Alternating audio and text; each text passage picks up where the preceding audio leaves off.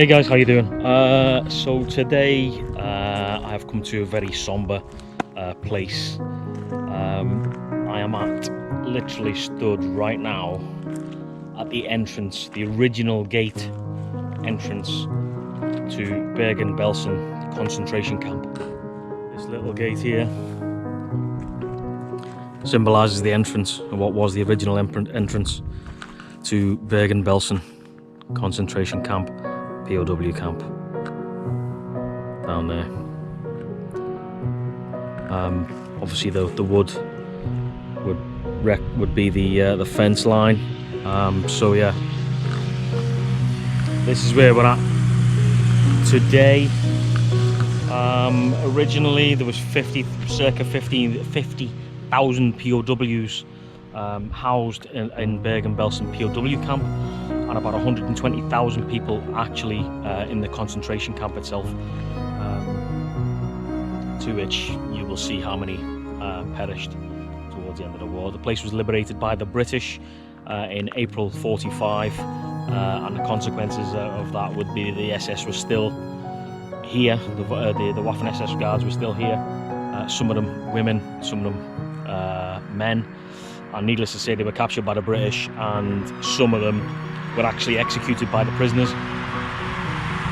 for the crimes that they had been committing for nigh on 5 years, because that's how long it was open for. I think around about 85,000 prisoners alone were transported here from the east. As the Russians advanced, all the prisoners that were kept in concentration camps and over that side, some of them were brought here by trains near the local Wehrmacht/SS camp, which is down the road by a couple of K. But the actual railway flats that they were into in the cattle carts, they arrived obviously in cattle carts, like you've seen on the TV. I'll show you the picture if you don't know.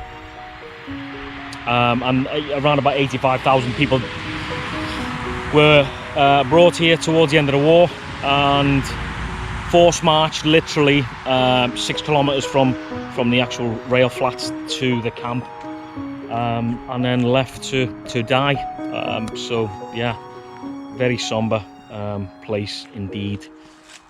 So hopefully it's open with COVID on, so hopefully we can go inside and take a look at Bergen-Belsen.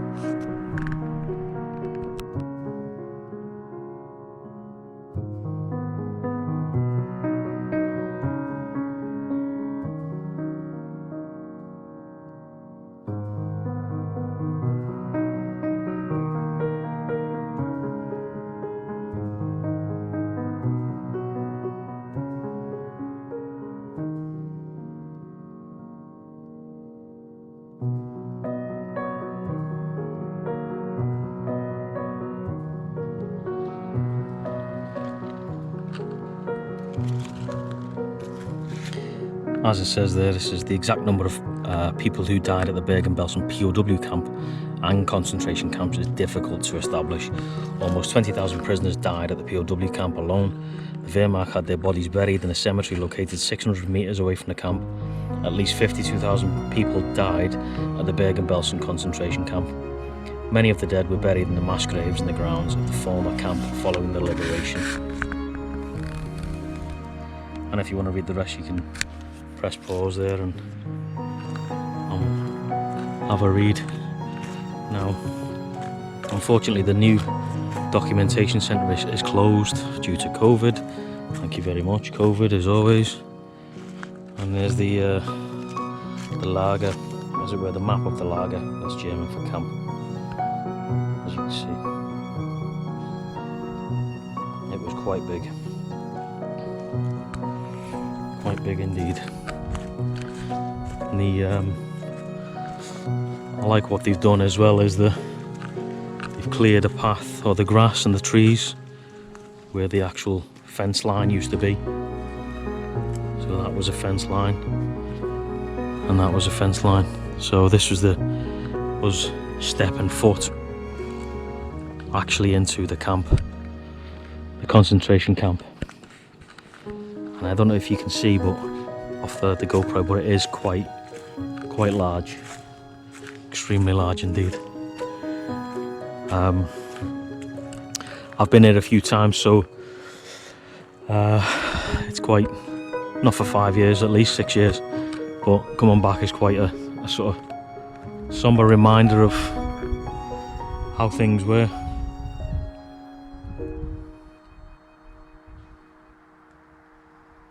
And the one thing that always strikes me when I come back here is the silence, just the quietness.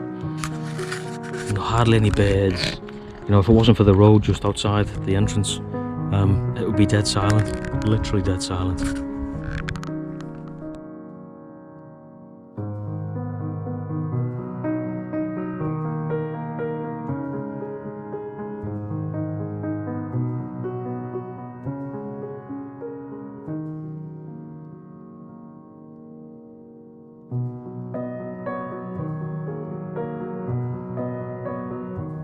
For close to 70 years, Bernard Levy worked hard to forget this place.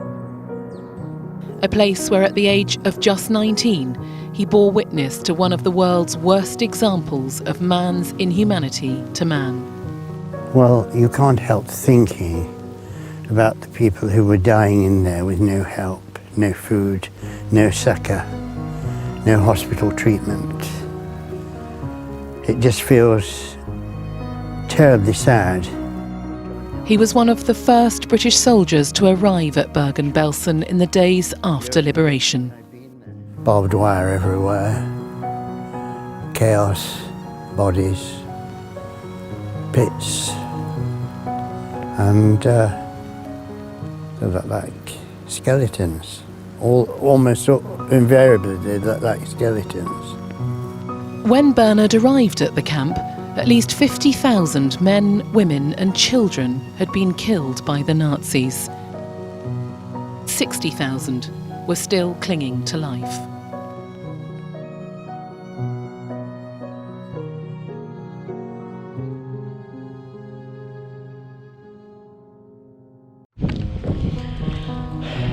So,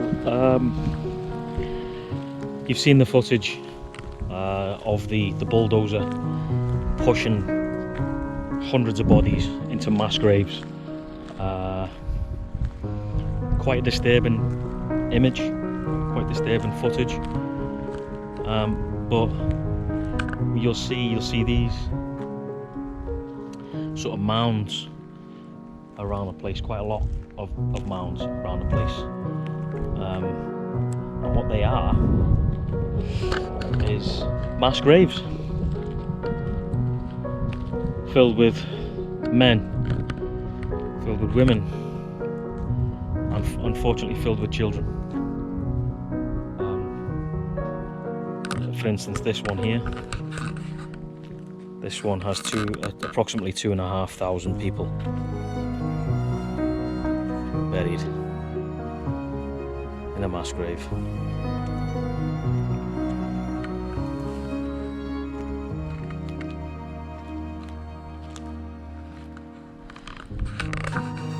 And you're probably asking yourself, well, why did they have to put them in mass graves? Well, at the time when the British arrived here, the place there was dead bodies everywhere. There was thousands of people dead already by the time. I mean, most of the SS and the Wehrmacht ran off. They knew the British were coming. They ran off and they just left the place, you know, to rot, and disease and everything like that was rife. You know, the people, sadly, after the liberation, people were still dying because of emancipation and not emancipation, but you know, people were starving, they were ill, they had disease, you know, scurvy and all sorts of stuff. So, for instance, in this one here, there's 1,000 people buried, approximately 1,000 people.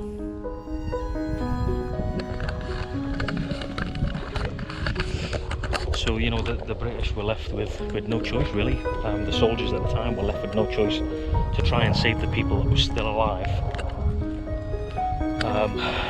They had to react quickly, and they did react quickly. And the only way that they could, at at the time they thought was, you know, was right, was to get the bulldozers and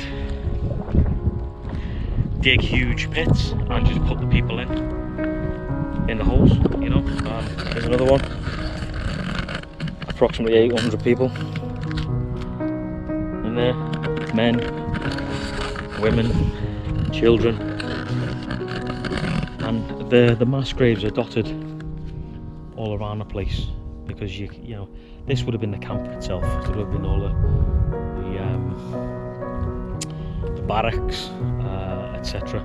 But you know, they were set on fire, destroyed after the war, by the prisoners and by the British, again because of disease. They didn't want to spread any more of that. And what you'll see around the place dotted is gravestones where people have, families have paid to lay a gravestone here because they knew their family member died in such a tragic way in this place. There is quite a famous young lady buried here. She's in one of the mass graves. We don't know which one. And I'll show you her grave shortly. So some people have got gravestones, others have decided to make a little plaque, and the Bergen-Belsen museum has kindly let these people put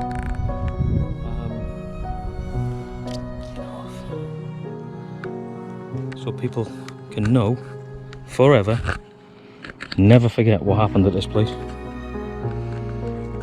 1945. 1945.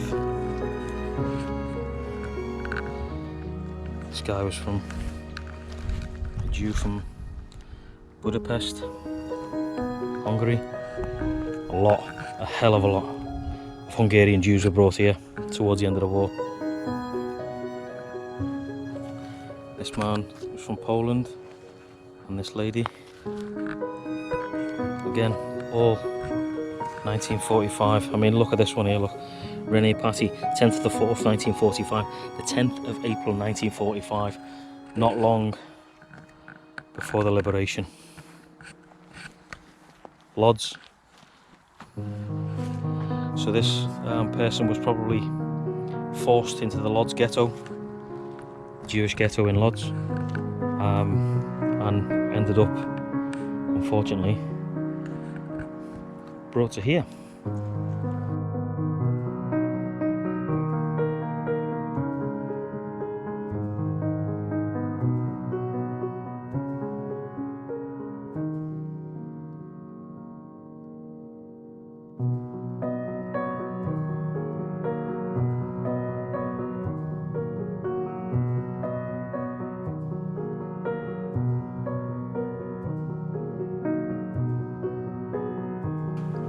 That's a nice one.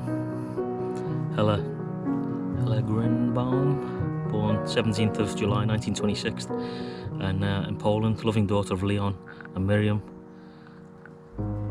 sister of Abraham and Joseph, deported in November 1941, died in May 1945, Bergen-Belsen.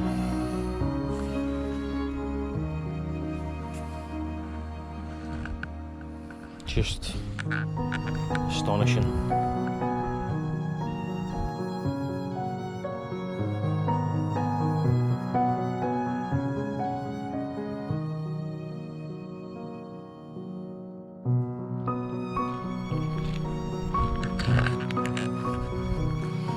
$800 souls.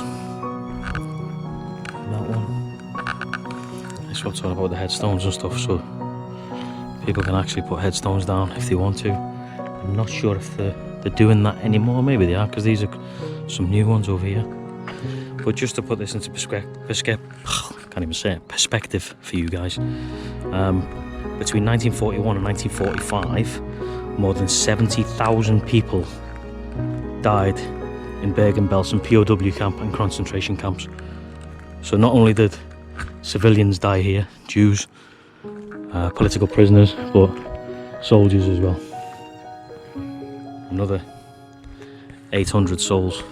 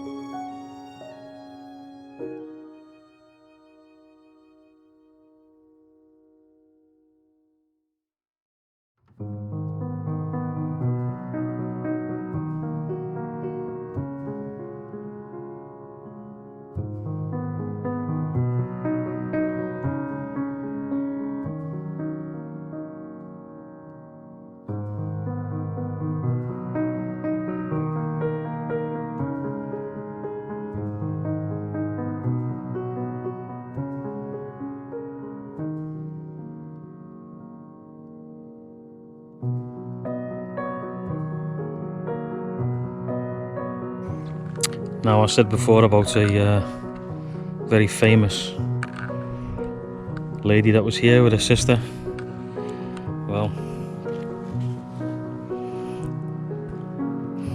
Anne Frank died here with her sister Margot. Young child. She's remembered alongside her sister with a headstone. Don't know exactly which mass grave that these girls are in, but yeah, it's a fitting tribute.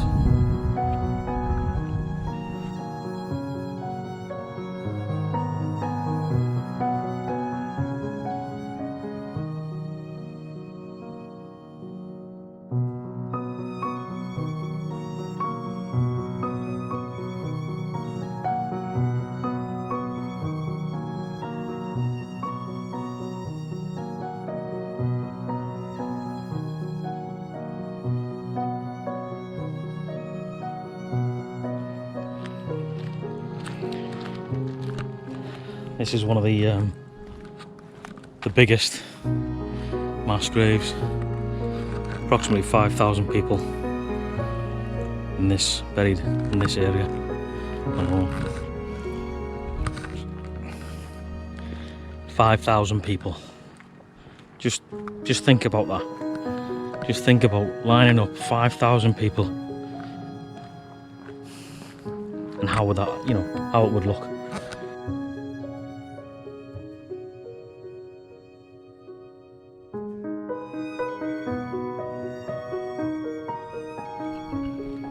Another 1,000 people.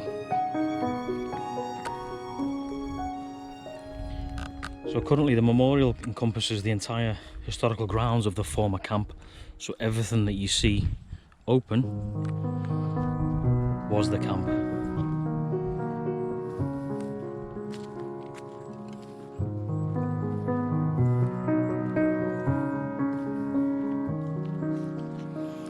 They do try to keep the place as not overgrown as as humanly possible.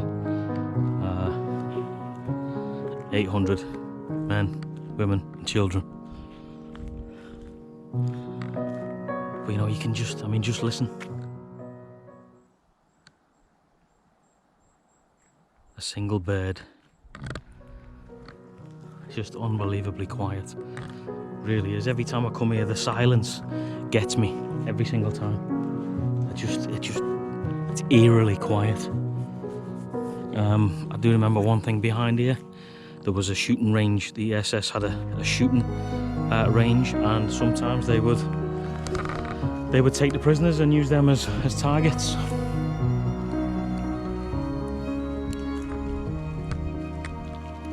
Whether they be civilians, men, women and children, or POWs, they would use the people as targets.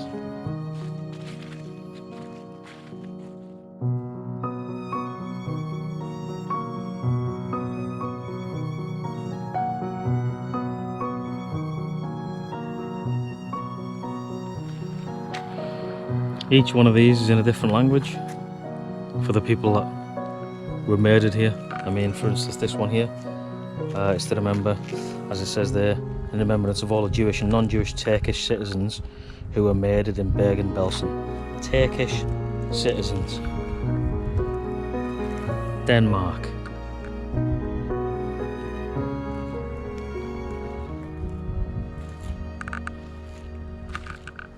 Netherlands.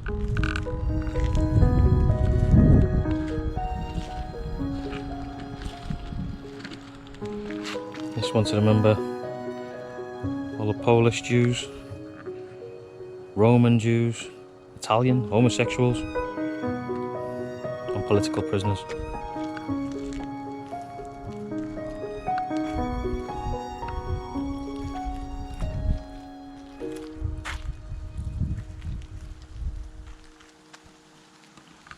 And this one says, in memory of about 15,000 Polish men, women and children who were martyred in Bergen-Belsen, the ashes of whom rest on the ground.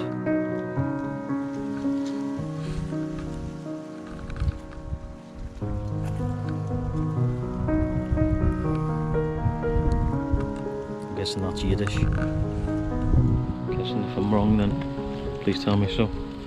But fitting, really, to the memory of all those who died in this place.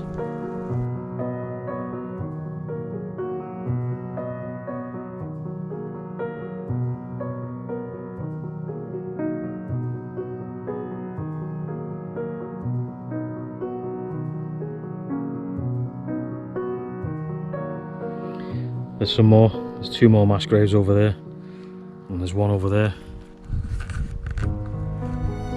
Obviously, all along. It just makes you, puts things into perspective, really, when you think what happened at this place, what atrocities happened right here 70 odd years ago. It's just mental. I mean, why would you do that? 5,000 people, men, women and children.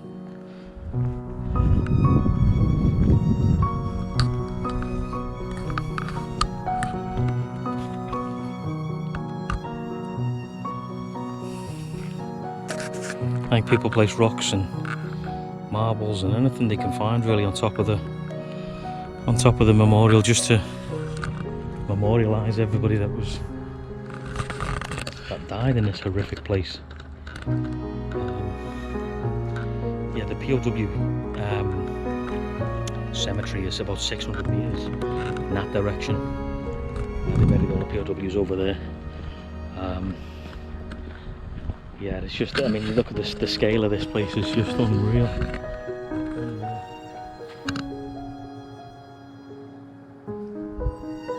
Down that path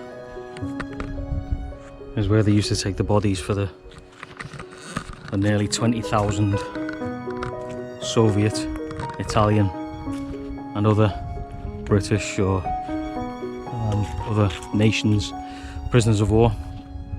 The Wehrmacht originally planned it only to be for roughly 600 Russian soldiers, but obviously as the war went on, the more soldiers were captured, the more soldiers were brought to Bergen-Belsen, and the more soldiers died. I think it was 19,000 or 19,500, roughly 19,500 Russian prisoners of war died here and buried in the prisoner of war camp cemetery. Another 2,500. As we walk through, these clearings are actually where the POW camp huts were. As you can see, there's another one up here, big one here. It's just hundreds and hundreds of people just, rammed together. And if they died in position, they just left them. And then eventually they would be taken outside to the POW cemetery.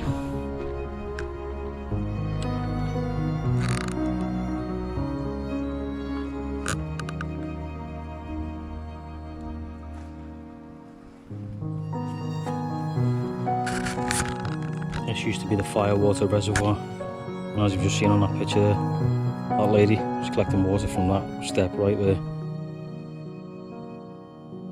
This is the camp's main street. As it says right there, this would be, as you can see there, this would be the thoroughfare for people transiting in camp up that road right there. And if we turn around, that one there as well. And in between, obviously, all here, there would be huts. So yeah, right now we're walking along the main street of Bergen-Belsen, right in the centre of camp. And on both sides would have been huts over there. The women's camp was here on the right. I'm sure there's still some foundations that you can see from the women's camp. That big sort of depression you can see in the distance there, that was for holding water and stuff.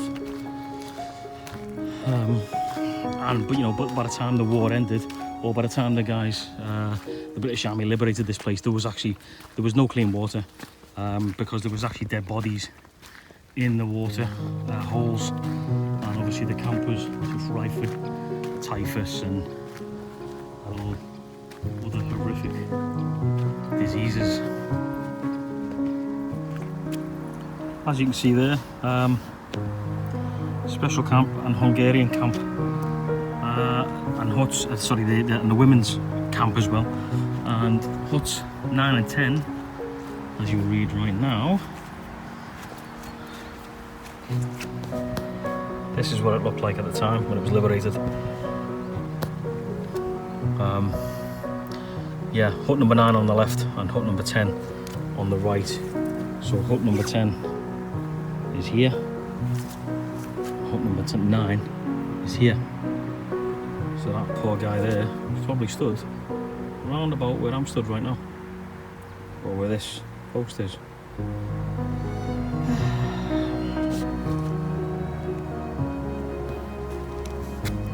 can see all the carnage, the dead bodies and everything in the middle there, which would have been right there. So I'm literally now walking along what would have been the perimeter fence to Bergen-Belsen. This place would have been guarded unbelievably by the SS, Wehrmacht troops, and there was no getting out, literally no getting out. Well, the only way out was death, really.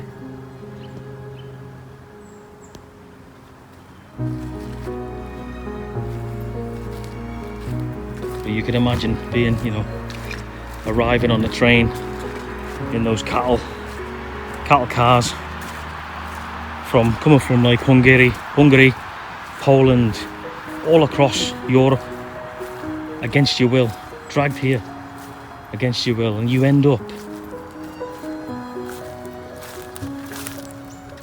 there you go, you end up coming here or being marched, force marched, death marched for 6 kilometers. So not only to reach this place, but to then be forced into unbelievable squalor and disease, surrounded by dead bodies, dogs barking at you and SS guys shouting at you. Just ultimate fear. Little children, little kids come here and never left.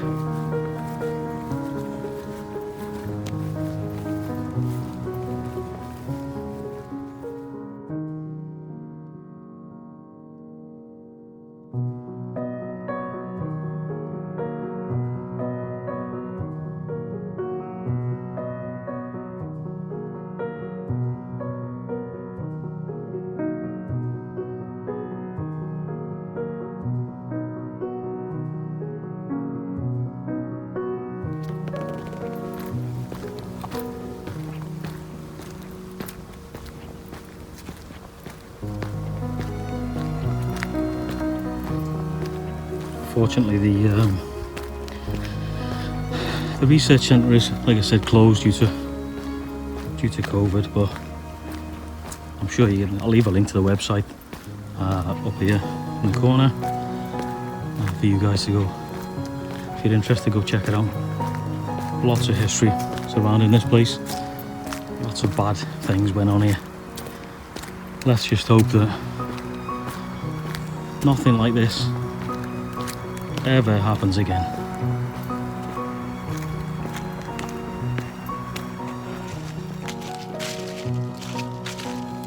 So this place was liberated by the British Army on the 15th of April 1945, and unfortunately approximately 70,000 POWs, men, women and children, died in this place, and their souls will remain here forever.